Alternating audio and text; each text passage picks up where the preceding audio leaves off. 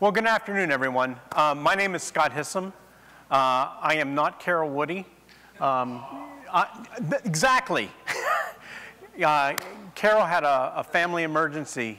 It was pretty nasty, actually. It prevented her from actually coming today. I'm happy to say that that situation's getting better, and the prognosis is very good for her family member. So in the meantime, I'm going to do my best to convey the message that she wanted to give. But if you don't like the message, don't blame her, blame me. All right? So yes, this is brought to you live by me. One other thing. So my name, again, Scott. I'm a member of the Software Engineering Institute. It is a federally funded research and development center owned by Carnegie Mellon University. And our role as an FFRDC was established 40 years ago in the 84, 85 timeframe. That's right, that math's actually right, and I did it live. And thank you. And we are the only FFRDC in the Department of Defense chartered to look at software. And so it's from that perspective and our role with the Department of Defense and other federal government agencies of getting honest advice and help in software. Our role is to transition the best of industry into government and the best of government into industry and then research that surrounds that. So today I'm going to introduce Carol's research project called the Security Acquisition Framework. And that framework is sort of built around this model. This model is sort of a cartoon of exactly how acquisition occurs within the Department of Defense, for example. In there, these acquisitions, how many people are familiar with how the DoD acquires software? Yeah, okay. And it's a complicated beast. But essentially, there are two types of program offices that oversee that acquisition. And this is my sort of generalization of it. Most of it is most predominated by the idea that a program office will actually go acquire that which they need. So for example, I'll use the F-35 as an example. The F-35 is an advanced airplane. That's an understatement. It's a war platform. But in that case, the government oversees somebody to actually build them that thing and then deliver it. And so this whole process is driven by something I call the 3 Ds. And that's me, not Carol. What was my, and I'm going to refer to my notes because I got to tell her story, right? It's documentation, data, and dollars. That's the 3 Ds. And there is a lot of documentation behind this acquisition activity. Stacks and stacks and stacks and stacks. There's a whole university called the Defense Acquisition University just to train people on how to acquire systems within the DoD. And then, but that's so they basically look to an external vendor. That vendor then takes those requirements, the documentation, and then they deliver in the end for lots of dollars that thing, whatever it is you're acquiring. The other type of program office that exists is one is where the program office actually acts as an integrator. And so rather than doling out the requirements to a particular vendor to deliver a product, they act as the integrator of very disparate pieces. The one program office I'm sitting in right now actually manages itself that way in sort of a DevSecOps kind of approach. And what I'm going to be talking about today applies to both models. That where the DoD is just simply acquiring something and then they wait for that acquisition and they pay for it and they get it. And the other is as I'm sort of integrating it together myself. And so in that context, I'm referring to my notes here, that the key space that you'll notice that a lot of these, there's connectors that kind of talk about these different sort of activities and efforts. But a lot of this is really driven by the human in the loop. They're the ones that deliver the documentation. They're the ones that deliver the information going about and deliver the dollars as well. But what's missing is sort of that integration behind all of that. And that's the role the human plays. And so the one piece that's really understood in this process is the policy and governance is a big piece that's understood. We're still in the process of better integrating DevSecOps within that sort of as a first-class object in the program office. But the one that's most prevalent and most telling in this picture that's, I think, in my mind is a little shown here is the supply chain is one that's often ignored. When the DoD tries to, if they try to buy a bolt, right, they know how to go and do a supply chain check to see if that supplier is capable of providing bolts at the scale that they need. But when you try to approach the acquisition cycle for software and supply chain, it's not really handled very well at all. And the goal of the security acquisition framework is to bring that supply chain threat as a first-class object to be managed by the program offices within the Department of Defense and other federal government agencies. Okay. So there's another aspect that's important to bring forward too, and that is the way software is actually built today is a lot different than it was 40 years ago. This is a simple picture saying that a lot of applications are really just large components that are integrated together and brought together. And of course, a lot of those rely within the primary software artifact itself, or within the dependencies that are inside that component. There's open source software that actually is part of what is in there that an organization like a program office or the DoD may or may not even know that they have. And when I was talking to Carol about this slide, I actually used the word, yeah, and it's kind of like Legos. We take them and put them together the way we need them. And she said, no, that's not quite like Legos, because Legos only go together a certain way.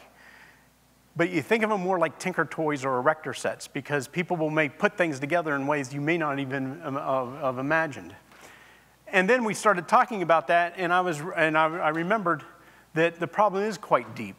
And I used the phrase, I should have remembered who to attribute this to, the phrase, it's turtles all the way down. But software pipelines, in those DevSecOps pipelines, there's actually multiple dimensions to it. The software that's actually being used, it could come from a commercial vendor, or it could be open source. But there's a pipeline, that's the main pipeline in the picture there, is the one that actually takes all the parts and pieces together, runs it through the pipeline, and out the other end of the pipeline is something, maybe a container or a package that you would install.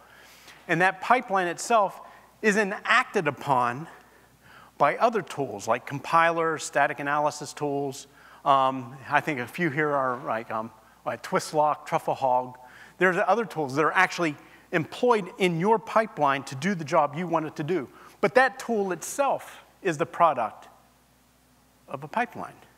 And then, and that just goes on and on and on and on all the way back. So that's the idea that it's turtles all the way down. And so when you're trying to understand the dependencies in a software artifact or in a system that you're trying to deploy, getting that deep and broad understanding of those pipelines can be a very complex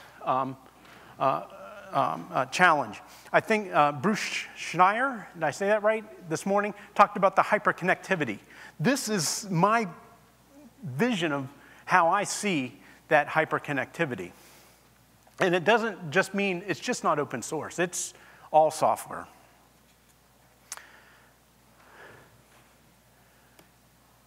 So, because there's so much software being involved, it's almost inevitable that there's going to be a vulnerability.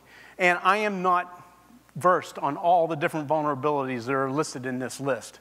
But the point is, it's impactful and it's reaching across hundreds of thousands of organizations. And all those have been breached by some component that was from a third party. Open source or proprietary, it doesn't matter. And the reason for that tends to be, this is a picture, I've seen this picture a number of times throughout my years at the Institute. And the purpose of this picture is really to talk about if you want to remove vulnerabilities or you want to remove faults. That's really the thing you're trying to remove. To me, a vulnerability is a fault. But if you're trying to remove a fault or vulnerability or a flaw, you're best doing it to the left side of that software development life cycle. Because if you can catch the bugs early, You have less, if you can, bugs early. That's not quite what I wanted to say. If you can correct the problem early, it's cheaper to fix it down the line. I have seen requirements that were flawed.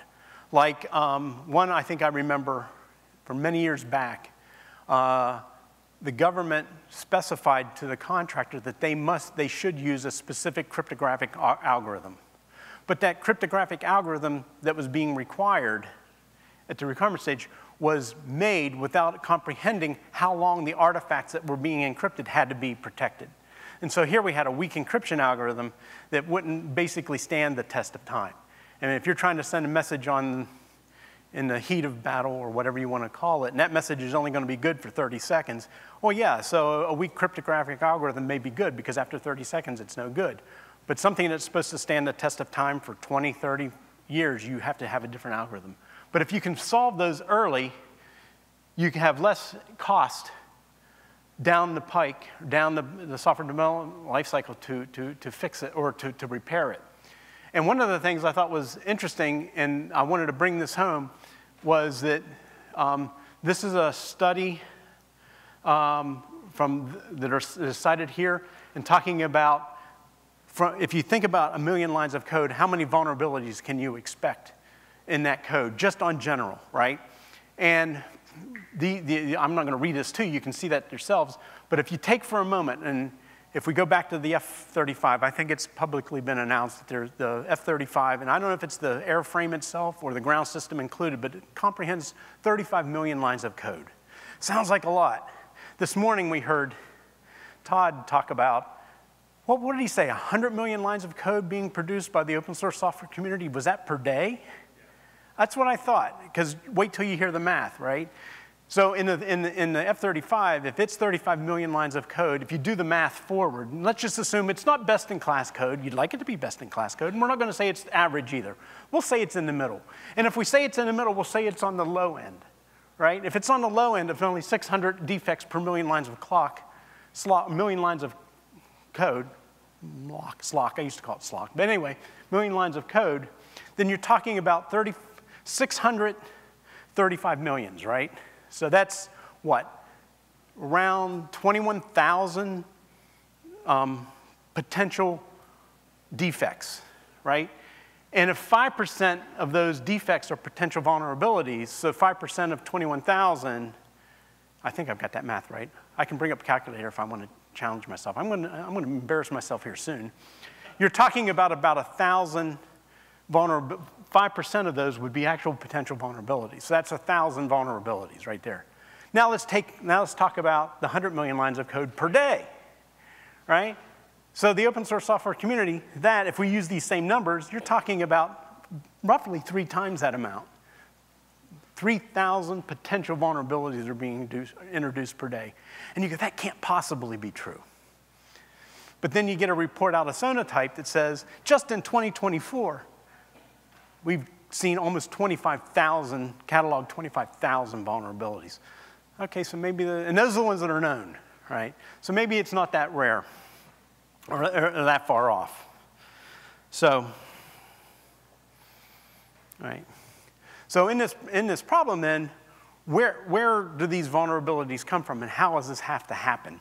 And I like something that the previous speaker that was just up here, I don't know how many of you here were for that, but he talked about it only takes one vulnerability. That's what Gal said just in the last presentation. And I modified that a little bit from myself. It just needs to be the right one vulnerability in the right place in the software architecture. And I was trying to add time to that, but if someone can add time to that, I would too. But I think it has to be just one vulnerability in the right place in the architecture to be a significant problem. But it really means that there has to be a condition that's there, and we talked in the F-35 example. There's maybe 1,000 possible conditions that could be true, and then there has to be some external access to trigger to reach that condition. I would argue that an insider threat is also one of those potential entities with access to that condition, and then to be able to actually be in a position upon which to trigger that event. And with all those events, with all those things together, you can actually make a vulnerability occur. And the vulnerability doesn't necessarily have to be one that was put there with malicious intent. It just has to be a bug, a flaw, or something that could be used to the detriment of the system, which is typically used in some cases in the denial servers. You make something fail when it's not supposed to fail. Slide 8. All right, so if you sort of look at the pipeline, and I like this pipeline, I like this picture, but I really like the one that Todd put up this morning better. I've seen the one that Todd put up on the DevSecOps pipeline in other Linux Foundation pipelines. But the point really of all of this is that I'm trying to get this right. We're just trying to see what combinations of tools and what kind of technique can be used within this acquisition activity, within the DevSecOps lifecycle, can be used to support that acquisition with a supply chain emphasis in their repertoire. And so that's where the security architecture framework is focusing itself. Slide 10. I said I'm making sure I'm getting her points here. So I think the key aspect here is understanding your supplier. And when I talk about the supplier, that makes some sense when you're talking about a vendor. You're buying something from somebody, right? But understanding that relationship with your supplier is key to that, and having transparency into what they're doing is a key aspect of that. But if you're talking about open source software, and I'm taking a page out of David Wheeler's book, he has a blog on this, and find me after this and I can give you a pointer to the blog. But he talked about open source software as not necessarily, there is no supplier in open source software. I think one of the terms he liked was provider. The term I liked is it's just a source, the way you would dip a glass into the water, into a river, the headwaters of a river. It's a source of data, it's a source of software. And so understanding your supplier is one of the key aspects of addressing supply chain risks within your acquisition activity. In fact, one of the key points here is if you can't understand it and you can't measure it, then how are you supposed to react to it? Now,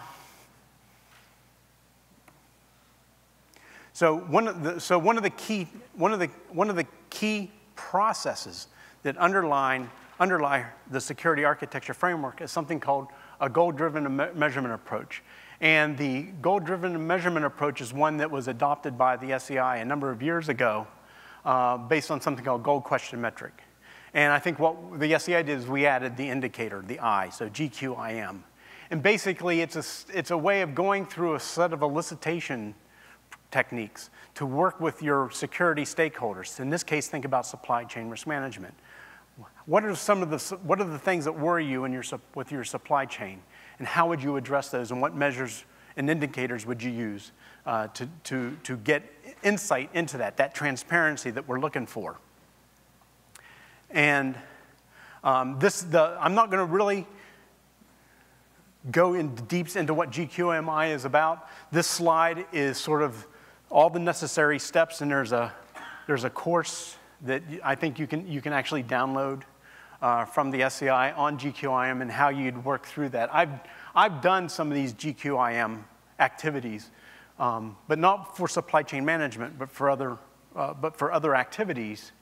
But one of the things the security architecture framework that Carol's research has been doing is helping with the questions and the indicators that you can look for to support supply chain management.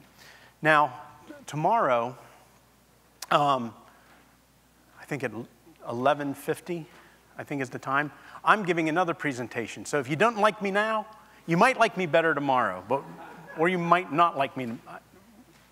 I'll either get more or get less. But tomorrow, I'm going to be going into details about how we used this approach in something we call the P4 framework.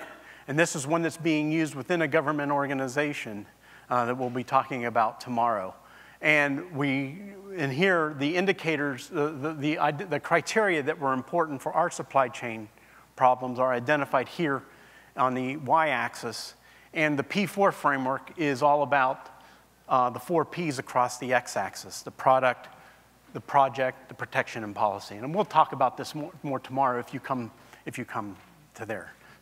So Carol promised to do an advertisement for me, so I'm happy to advertise for myself. All right, so the acquisition security framework, I've talked about it. This is what it's looking at. It's trying to look for best practices for the software supply chain risk management. And so it includes 51 goals, so the goal question metrics. So it's not like your acquisition executives or your security department at your company or your product manager or your product team have to come up with their own goals. The whole idea of the 51 goals and the 334 practices that are documented in the at the link below, it's supposed to be there for you to be able to reuse and tailor for yourself. So you don't have to sit there and dream them up on your own. And they cover these 6 different areas. And here are a couple examples. So one here is in the space of engineering, the engineering life cycle, right? Engineering life cycle. So what are the questions you can ask? And here are some that are reusable from an engineering activities that are planned and managed, right? And to understand and oversee the execution of those activities. So now if I take you back to the beginning of the presentation without falling off the stage, where I said that some of those program offices are just trying to acquire software for somebody. So they don't have visibility into what the contractor's doing. So they may need to actually ask the contractor to provide metrics to help them answer these questions. That kind of an organization is following something called, most likely, DoD 5000.02. That's the traditional model for acquiring systems and acquiring things within the Department of Defense. There's a new framework, I don't know if I want to call it framework. Oh my God, I've actually blanked on it. It's 5000.87. It's the software acquisition pathways. That's what it's called, the software acquisition pathways. And in the software acquisition pathways, this is the one in the DoD that actually encourages DevSecOps, the program office as an integrator, doing that work. And in there, they actually mandate metrics on a lot of different things. And I can't remember when I last looked at it, it was a while ago, but there was a whole suite of metrics that could be produced, like from the time a fault is found, how long does it take to address it? And that's sort of a measure within the pipeline, right? And so these are the kind of questions and metrics that Carol's team and her research team have put together to help people think about what is it they need to consider when talking about supply chain examples. Here's another. So, oh yeah, here's what. This is a software assurance activity on conducting, does your security risk analysis include threat modeling and use cases and things like that. So I think the actual note she had here was gloss through these. 16, sorry, let me make sure, right. Oh, right, yeah, here's a point I missed, right. So one other aspect that's important, and I think it was talked briefly this morning about the national cyber policy and national motivation to secure the supply chain. One of the aspects that came out of that work, and I'll be talking a little bit more about this tomorrow, is an OMB circular. It was called 1822, I think, or 2218, one of the two. But basically, one of securing the nation's software, one of the requirements was that vendors, right, who produce software were to do 2 things. One of the things that they were being asked to do was to provide a software bill of materials. So when you provide software to the federal government, you have to provide a software bill of materials to go through it. And Tim talked a little bit about that this morning. That's still happening, and I think it's not really going to become enforced until 2025, I think. I'm not 100% sure on that right now. The other thing they were asked to do is do something to respond to other directions from the president at the time to attest that they follow something called the Secure Software Development Framework. How many people have heard of that? Yeah, the software, yeah, and so my best way to describe the Secure Software Development Framework is NIST wrote a cover letter and said, all the things we think people need to do a secure software development framework are really sort of imagined already in a number of NIST documentations that have appeared over the course of time for NIST.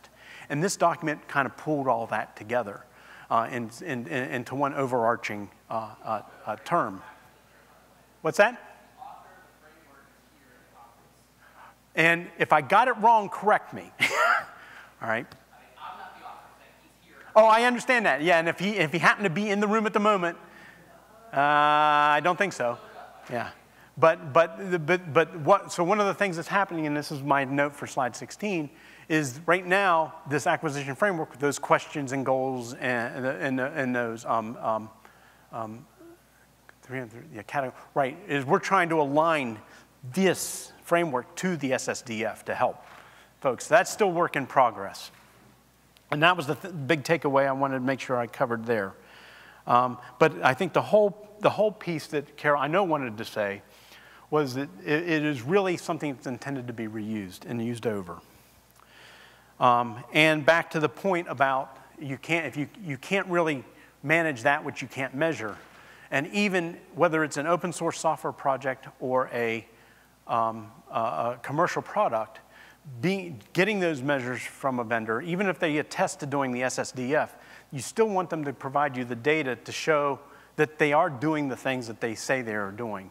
And you've heard it's you probably all heard the trust but verify. It's that kind of an idea.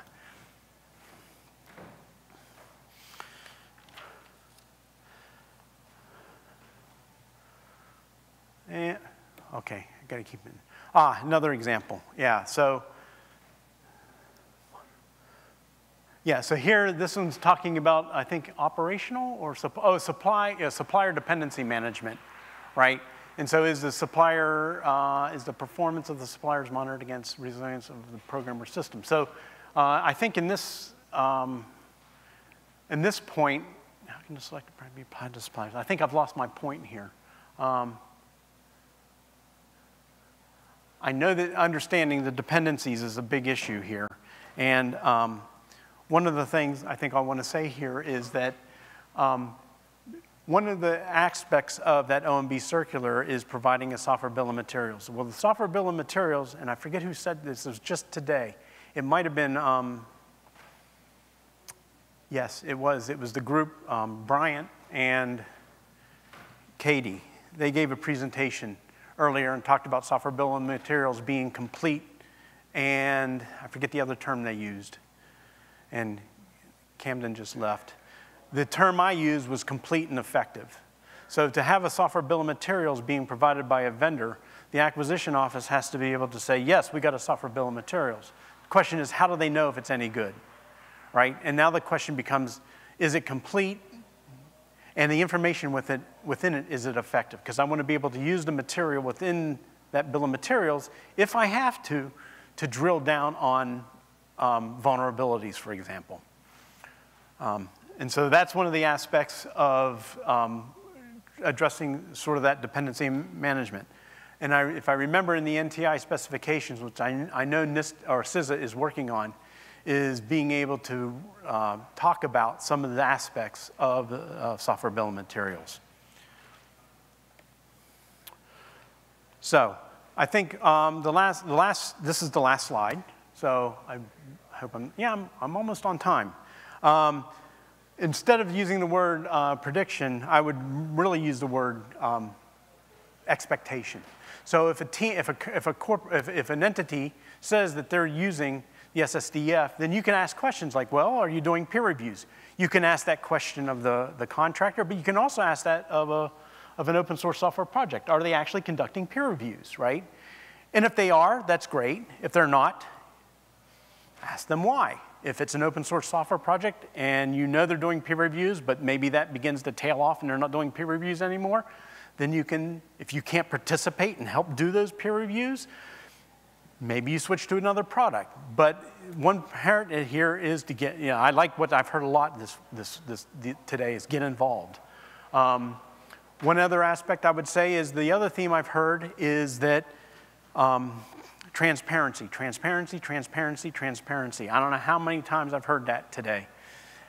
And I echo that as well. That's what this framework is all about. Getting transparency is going on, not just what's in the product, but what's going on within the practices and processes. Kind of like those 4 Ps I talked about. What's happening there. And so there was a, that transparency doesn't matter if it's open source, it doesn't matter if it's open or commercial software. You want to be able to get that transparency. And so there was an adage that I have to attribute, I think it was to Eric Raymond, back in the 90s. Was it caveat emptor? Is he the one who coined that?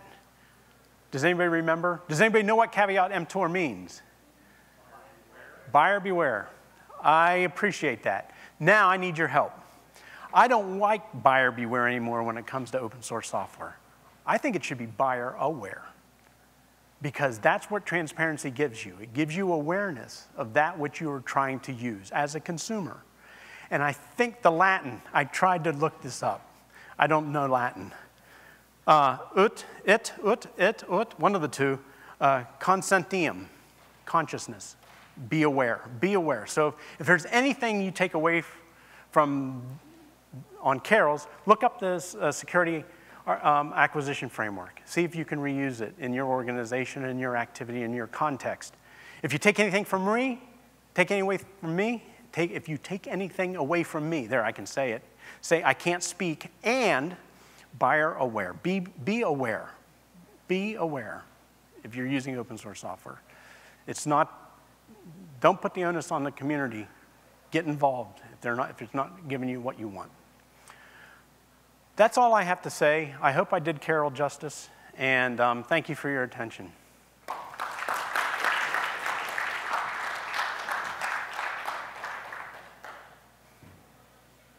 And I'll stand here patiently if there's any questions. Yes, sir. So what do you think about nowadays people using agile to get So one thing about agile practices, which is you typically see in a DevSecOps environment, right? Working off backlog and things like that, and extreme programming. One of the tenets in extreme programming is pair programming, for example. By the way, I don't see any of that as being detriment to anything I spoke to today. It certainly doesn't speak. It's not a detriment in the open source software community at all. And being able to work off, so your backlog is you're just collecting things that people want, and then you work those backlogs off. I think the biggest challenge that our organizations that we face is as the code fails forward in time, because if there's a failure, you go back and fix it and keep going forward, is maintaining the documentation. And that maintaining the documentation is a big struggle for Agile, for extreme programming, for DevSecOps. But as a Software Engineering Institute representative, we work with organizations to show them how to embed maintaining that documentation. Yeah, one thing you have to be careful is like you go back or you fix code, sometimes their structure changes and they don't change their document at all. That's right. People go jump into the project and read this and whatever. Yeah, so I'll give you a hint. I'll give you a hint to how we try to approach this. So in any sprint for a DevSecOps, if there are going to be architectural changes or not architectural changes, when a sprint does what it does, somebody from the architecture office is on there as a stakeholder. And so they see the plans and they say, are you going to make any changes to the architecture? And the team's, no, we're not going to make any changes to the architecture. Then they come back sprints later and they find out, looks like you made a change to the architecture. Did you change the document? And that's why you have to have those. You have to have the engagement in those cycles. I think I'm being pushed off the stage. Got to make room. We're on time. Yeah. Next. Thank you, sir.